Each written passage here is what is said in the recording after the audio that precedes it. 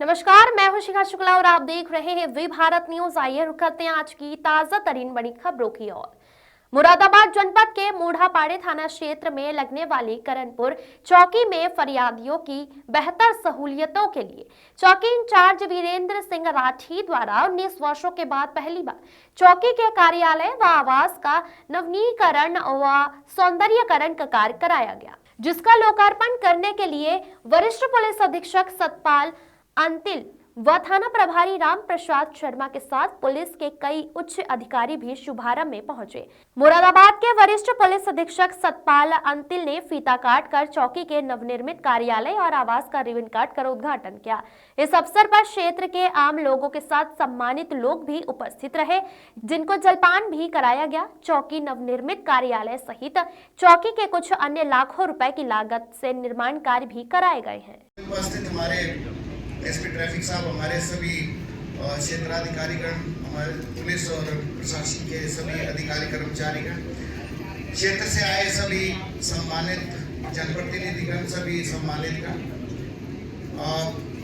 ये जो चौकी का पूरी तरह से रेनोवेशन हुआ है, ये रेनोवेशन इसमें सबसे बड़ी भूमिका अगर जो किसी की है तो उसमें सबसे बड़ी भूमिका आप सभी लोगों की है, जिसने सहयोग किया है। इसलिए मैं व्यक्तिगत तौर पर और विभाग के तौर पर आप सभी का धन्यवाद अर्पित करता हूं, आपका अभिनंदन करता हूं और मैं ये भी आशा करता हूं कि भविष्य में भी इसी प्रकार से आप लोग, हम सब लोग एक टीम के रूप में कार्य करते रहें। पूर्व में भी जब यहाँ पर चुनाव था उस टाइम पे भी काफ़ी मूवमेंट हुआ था, आप सभी लोगों के साथ संवाद भी हुआ था और उस टाइम पे नरेंद्र भी बड़े जोशीले लोगों को। कोटपुतली के राजकीय सरदार उच्च माध्यमिक विद्यालय के सभागार में दिव्यांग बालक बालिकाओं के लिए परामर्शदात्री कार्यालय का आयोजन किया गया। टीम स्वच्छता सेवा दल के संयोजक प्रवीण कुमार बंसल ने बताया कि दिव्यांग बच्चों को अन्य बच्चों की तरह समान अधिकार दिया जाना चाहिए। पार्षद प्रमोद सैनी ने कहा कि इन बच्चों की सेवा करना साक्षात भगवान की सेवा करने के समान है। विद्यालय के मुख्य अतिथि भागीरथ मीणा, मुख्य ब्लॉक शिक्षा अधिकारी ने उपस्थित अभिभावकों को दिव्यांगों के प्रति सकारात्मक विचार रखने की अपील की। स्थानीय विद्यालय की कार्यवाहक प्रधानाचार्य मनीषा यादव ने दिव्यांग बच्चों को बोझ न समझकर उनके प्रति सजग रहने की अपील की है। कार्यक्रम में स्पीच थेरेपिस्ट डॉक्टर मनदीप द्वारा बच्चों को स्पीच थेरेपी दी गई। टीम स्वच्छता सेवा दल के सचिव मुकेश जांगीर और सभी सदस्यों द्वारा बच्चों को जरूरत की आवश्यक वस्तुएं वितरित की गई हैं। विजय कुमार सैनी ने टीम स्वच्छता सेवा दल के सभी सदस्यों का आभार प्रकट किया। कार्यशाला का मंच संचालन विख्याता गुरुदयाल यादव ने किया। इस अवसर पर राम प्रकाश, अमित कुमार मेहरडा, ओम प्रकाश मीणा सहित अनेक शिक्षक मौजूद रहे। कोटपुतली से वी भारत टीवी के लिए मक्खनलाल जांगीर की रिपोर्ट। शाहपुरा विधानसभा क्षेत्र कांग्रेस विधायक मनीष यादव ने विधानसभा के बजट सत्र में राज्यपाल अभिभाषण पर चर्चा में सरकार पर गंभीर आरोप लगाए हैं। विधायक ने कहा कि सरकार के कुप्रबंधन के कारण आज प्रदेश की अर्थव्यवस्था धरातल है। विधायक ने कहा कि जनता की व्यथा, वेदना और सच्चाई इस अभिभाषण से कोसों दूर है। सरकार का एक साल आम जन के लिए निराशापूर्ण रहा है।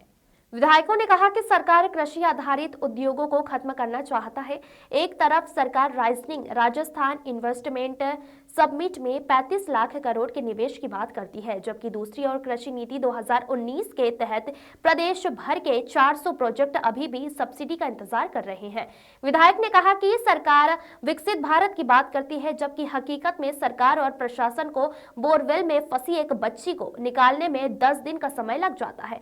विधायक ने कहा कि सरकार ने 1 साल के कार्यकाल में एक नई भर्ती नहीं करवाई और वरिष्ठ अध्यापक व प्रधानाध्यापक भर्ती के नाम पर मात्र 4,341 पदों पर भर्ती निकाली है, जबकि स्कूलों में शिक्षकों के अभी भी 28% पद रिक्त है। सरकार ने शोध छात्रों को दी जाने वाली छात्रवृत्ति बंद कर दी है। सरकार लगातार समीक्षक के नाम पर कांग्रेस सरकार की जन कल्याणकारी नीतियों को बंद कर रही है। प्रदेश में कानून व्यवस्था धरातल पर है। आए दिन चोरी, डकैती, महिला उत्पीड़न, लूटपाट और गोलीबारी जैसी घटनाएं हो रही हैं। विधायक ने कहा कि सरकार ने बजट में शाहपुरा बांध को ERCP में जोड़ने की बात की, जबकि वास्तविकता में शाहपुरा बांध नाम कोई बांध नहीं है। सरकार मर्ज के नाम पर स्कूलों को बंद करके शिक्षा व्यवस्था को कमजोर कर रही है। विधायक ने कहा कि प्रदेश में हीट वेव के कारण हुई मौतों के आंकड़े आज तक सार्वजनिक नहीं किए गए, न ही किसी को मुआवजा दिया गया, जबकि माननीय उच्च न्यायालय ने सरकार को पीड़ित परिवारों को मुआवजा दिए जाने के लिए निर्देशित किया था। विधायक ने कहा कि सरकार 14 माह से शाहपुरा क्षेत्र में पेयजल व्यवस्था को दुरुस्त नहीं कर पाई है। मेरे क्षेत्र में 41 राजस्व गांव में कोर्ट स्टे है, जिनमें सरकार ने पेयजल की कोई वैकल्पिक व्यवस्था नहीं की है, जिस क्षेत्र में चारों ओर हाहाकार मचा हुआ है। प्रदेश में चिकित्सा व्यवस्था की हालत बहुत खराब है।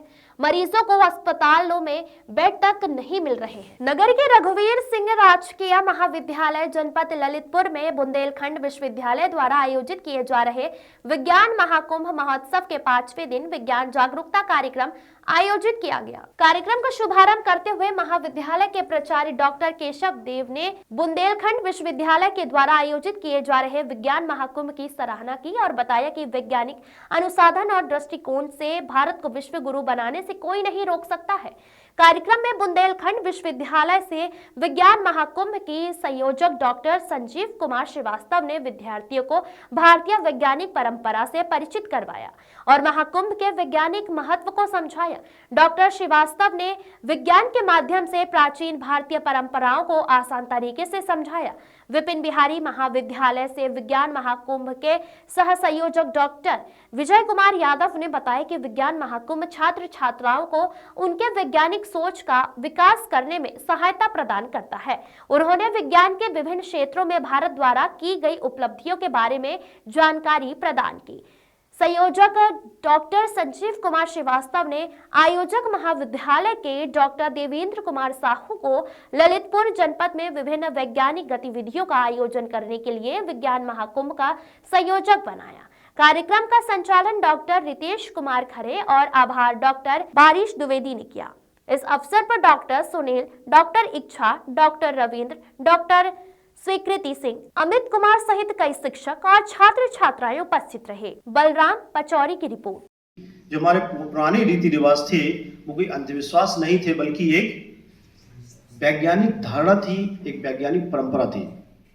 दूसरा हम ये भी कहेंगे कि इस मंच के माध्यम से हम उन अंधविश्वासों को भी दूर करते हैं जिनको हम आश्चर्य मानते हैं कि कहीं कुछ हो गया है और हमने कहा ये सरप्राइज्ड आश्चर्य, वो आश्चर्य नहीं है, उसका एक वैज्ञानिक कारण होता है। और विज्ञान का जो नाम दिया गया है साइंस, बच्चे आप लोग यहाँ बैठे हो, कोई बता सकता है what is meaning of science? विज्ञान क्या है? व्हाट इज विज्ञान? What is science? कभी सोचा आपने? एमएससी के बच्चे ना, ये लोग एमएससी के, हाँ मास्टर डिग्री में आप लोग सोचो नहीं, जो मन में आए देखिए बोलना सीखो पहले तो बताओ बेटा, कुछ भी बोलो। कोई Science, basically we can say that answering the question why, like there is a particular statement and we want to know that what's the reason behind that. I think that logical reason or that particular cause is basically science. Good. The effect and causes, right? Any others? कोई और? बेटा sir ने भी बताया था कि व्यवस्थित और व्यापक खोज, व्यवस्थित व्यापक खोज और प्रकृति के कारणों और इनके प्रभावों की जांच या उसका अध्ययन विज्ञान कहलाता है। Systematic comprehensive investigation and exploration of nature's cause and effect, that is science. SCIENCE, S stand for systematic, C stand for compressive, I stand for the investigation. इसका बाद क्या बचा? E, exploration of, N, nature's cause and effect. क्या कभी आपने इस बारीकी से पढ़ा है? नहीं पढ़ा होगा। Rajyoga education and research foundation Prajapati Brahma Kumari दिव्यांग सेवा आबूरोड द्वारा दिव्यांग समानता संरक्षण और सशक्तिकरण अभियान के तहत गुरुवार को धौलपुर के मयूरी विशेष विद्यालय में एक कार्यक्रम का आयोजन किया गया।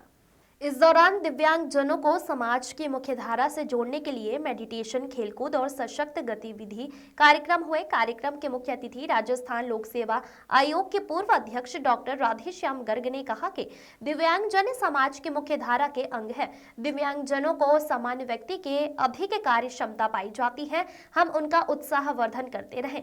दिव्यांग सेवा राष्ट्रीय कोऑर्डिनेटर बीके सूर्यमणि ने बताया कि दिव्यांग बच्चों को मेडिटेशन का अभ्यास करने से लाभ मिलता है। सामूहिक खेलकूद से बच्चों का सर्वाधिक विकास और आपसी सहयोग की भावना का विकास सामान्य बच्चों की तरह होने लगता है। उन्होंने बताया कि नित्य सामूहिक व्यायाम आदि सशक्त गतिविधियों के माध्यम से बच्चों का विकास होता है। इस दौरान सामाजिक न्याय और अधिकारिता विभाग के देवेंद्र कुमार और संस्था की संचालिका मधु गर्ग ने भी अपने विचार रखे। कार्यक्रम में दिव्यांग सेवा के शोभित, पीयूष, कपिल, सरिता, संगीता ने भी अपने विचार साझा किए। इससे पूर्व दिव्यांग सेवा अभियान के सदस्यों का माला और शॉल और स्मृति चिन्ह भेंट कर सम्मान किया। कार्यक्रम में शिवशंकर गर्ग, राजकुमार गर्ग, नरेंद्र तोमर, मुकेश रावत, राघवेंद्र मुक्ति त्यागी, रेणु मुकेश रावत, टेक रेणु मुकेश रावत सहित अन्य लोग मौजूद रहे। सचिन शेडवाल की रिपोर्ट। ऐसे ही ताजा तरीन खबरों को देखने के लिए बने रहिए हमारे साथ।